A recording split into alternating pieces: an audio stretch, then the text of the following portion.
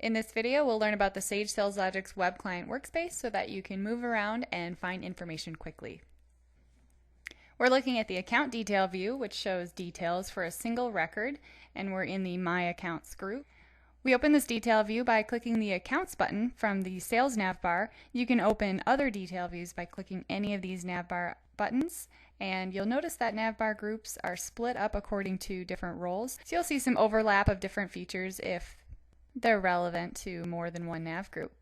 If we want to see a list of records, we can simply switch to our list view by clicking this button on the toolbar.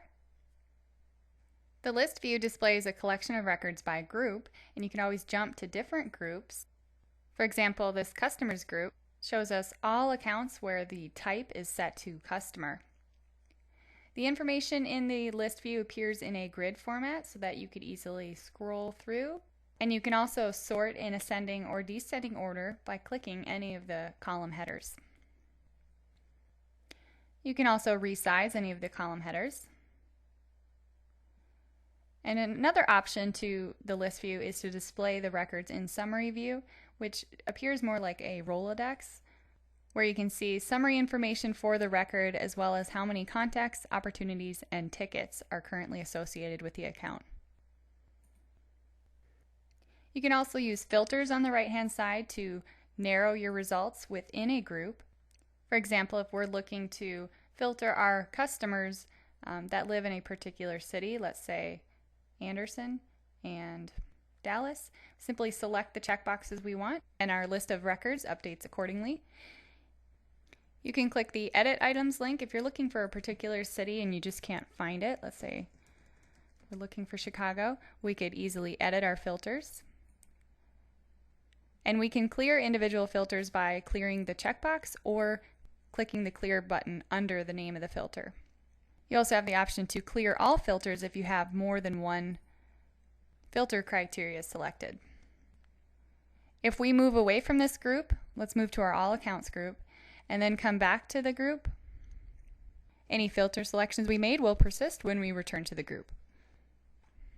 If you want to open the detail view again for any of these records, you can simply hover over the account name and click. If you want to perform bulk actions to a selection of records, you can hold your control key down while you click next to the record name, and you can either right-click the selection and look at additional context menus, or if you scroll down, you can see the Common Tasks area allows you to add these records to a group, promote them to the dashboard, or export a file. The common tasks will vary depending on the current view.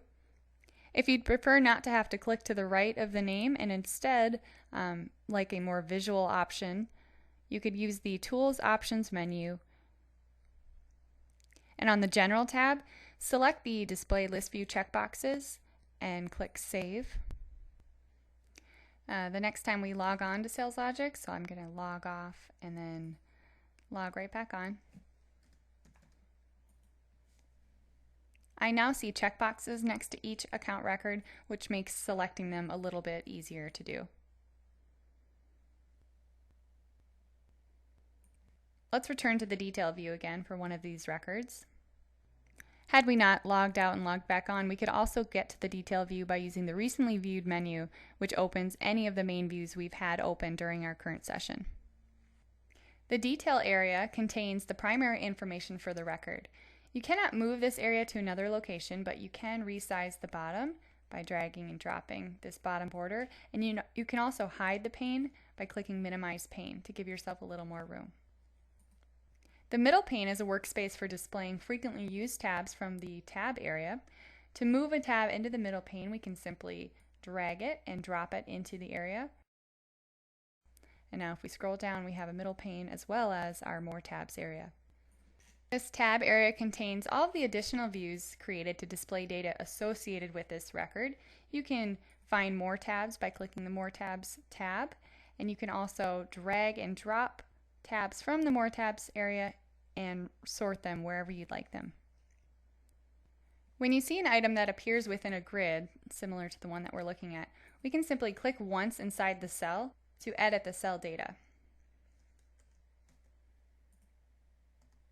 Not all data grids have editable cells, but most of them do. And it's a little more efficient than having to edit the individual asset record.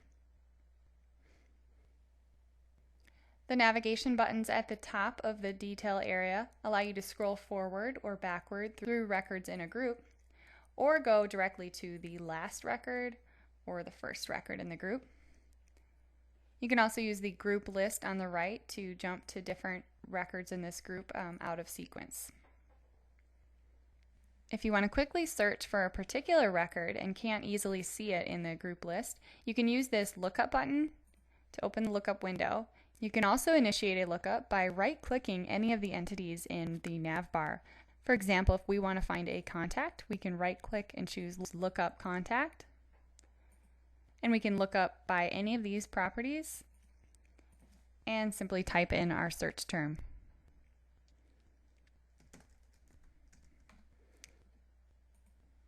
And now we see all contacts where the city was equal to Chicago. If we wanted to return to our previous view, we can simply find it under our recently viewed area, and now additional options appear and we can simply jump to that account record. In this video, we learned how to navigate the Sage SalesLogix Web Client workspace.